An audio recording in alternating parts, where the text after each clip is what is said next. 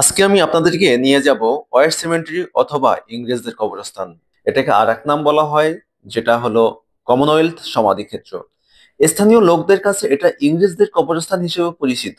এখানে চিরনিদ্রায় শায়িত রয়েছেন দ্বিতীয় বিশ্বযুদ্ধে 737 জন সৈন্য, এর মধ্যে 24 জন জাপানি যুদ্ধবন্দী, একজন রয়েছেন বেসামরিক ব্যক্তি। স্থানীয়দের ভাষায় একে ইংরেজ কবরস্থান বলা হলেও আসলে এখানে সারিবদ্ধভাবে শায়িত করা হয়েছে মুসলিম, খ্রিস্টান, ইহুদি, হিন্দু এবং বৌদ্ধদের।